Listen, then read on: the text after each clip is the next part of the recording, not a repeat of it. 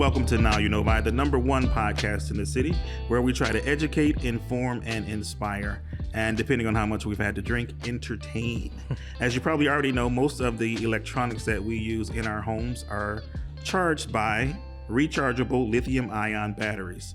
The problem is, if these batteries are damaged or overcharged, they can overheat, catch fire, or even explode. What you may not know is that this week is Fire Prevention Week, and the theme is Charge into Fire Safety. And it's all about safely using lithium-ion batteries in your home. And to that end, Novi's newly knighted fire marshal, Andy Copeland, is here with us to give us some safety tips. Thank you. It's great. Welcome, Andy. Is this your first time on the pod? First time on the podcast. Oh, wow. Welcome. Thank you. So before we get into the content, tell us a little bit about your background. My background, I actually started with the Novi Fire Department in January of '94. Whoa. I just turned 31 years in my department. Very Congratulations. happy. Yeah, Congratulations. very proud. Long service. I was promoted in this past April to fire marshal. So very happy. Yeah. So tell us a little bit about your duties as a fire marshal and compare that to when you were an officer. Sure. Now, as fire marshal, one of my primary responsibilities is commercial building inspections, and also some plan reviews with the building department and community development. Novi has approximately 9,800 inspectable businesses. Wow. So we have a very big business base, and we do annual and biannual inspections. Our fire protection officers and fire inspectors work with the building department and the building inspectors. At least annually, we're in every single commercial building. Sometimes the buildings, if they have hazardous materials or special processes like a manufacturing facility, we may do those more often depending on their hazard. But I'm responsible for that entire division. I oversee the inspectors when in the field, and I do new building inspections, new construction inspections. I meet with the building contractors and the architects for new buildings that are being built. Interesting. Okay, so let's get into this issue of lithium-ion batteries. Yeah. They're in everything. They're in smartwatches and cell phones and drills and power tools, all this. So where do we stand? What is the issue with the lithium-ion batteries? Yeah, it's a great technology, very cost-effective. It allows you to operate all kinds of different tools, like you said. One of the biggest challenges that we've had, and unfortunately this year we've even had some lithium-ion battery fires. You really have to be careful about following the manufacturer's guidelines with those batteries. Some call for, as soon as they're charged, to be unplugged right away or taken off the charging port. Some of the things, disposing them, you have to be very careful. They can't just go in regular trash. They have to go to hazardous material waste or recycling specifically for lithium batteries. The overheating issue is definitely a challenge. We encourage everyone to never charge, for instance, like a cell phone on a bed or any type of blanket or anything like that. It could overheat and cause a fire that way. But lithium batteries are great, but they're in a lot more products than we think. And you really got to be careful. Locations where you charge them. If you have a electric bike, it might be a good idea to charge it like outside on the porch, covered area or something like that, instead of in your home. I would never charge one inside your house. Okay. So are you saying that we need to read the instruction manual to know how long we should keep it? Absolutely. Yeah, absolutely. That's one of the most important things. Read the guidelines from the manufacturer. Okay. Follow all their safety procedures. Sometimes it's kind of long, and it's 4 or 5 pages long just on safety guidelines. It's so important to read those guidelines. Make sure you're following it exactly. And then what about the chargers? Is it okay to just get a charger from the gas station, or should I stick with the more expensive one or specifically talking about my phone, from the manufacturer? You should always follow the manufacturer, what they suggest. If there's a second party or a third party company that offers products, from Amazon or things that you can order, just make sure that the manufacturer allows you to use them. They'll suggest things like that. I would always personally buy directly from the manufacturer. Okay. Then it's safe and it's tested that way.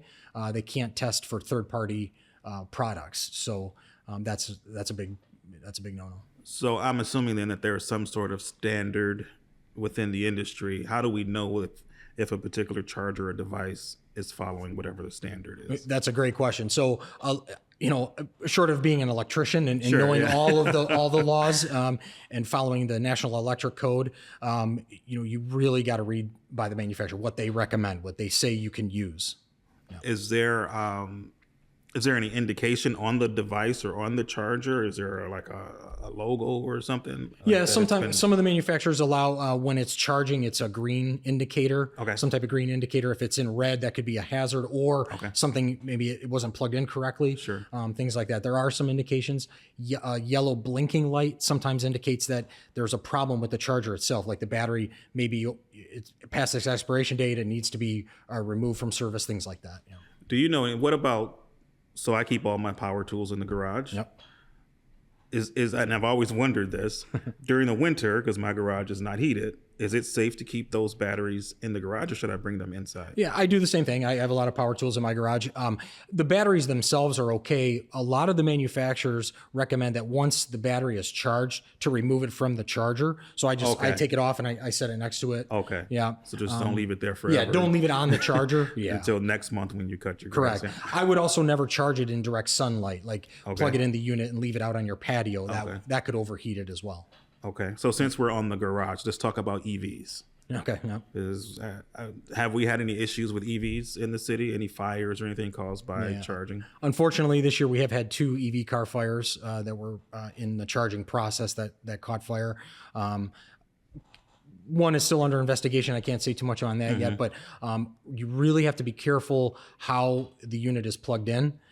You have to make sure that you pull the correct city permits through the electrical inspector and the electrical department to make sure that the unit on the wall is installed correctly. Okay. Make sure you have a licensed electrician do all of that work. It needs to be GFI protected circuitry in your basement on your main sub panel and electrical panels. Make sure that that's done correctly to code. And then the cord that is off the wall that you plug into the vehicle, make sure it's not subjected to any mechanical damage, like people aren't, walking over it, you're not driving over it, things like that. It has to be. You can't use one of those old school brown extension cords? No, let's not do that. Yeah, let's use what the manufacturer recommends. Yeah. Another question I had, I've always wondered about this also. When I go to the airport, they always ask me, do I have any lithium-ion rechargeable batteries in my luggage? Why do they ask me that? Because if they overheat on an airplane and they're in the cargo hold, that's a big problem, obviously, for the airplane.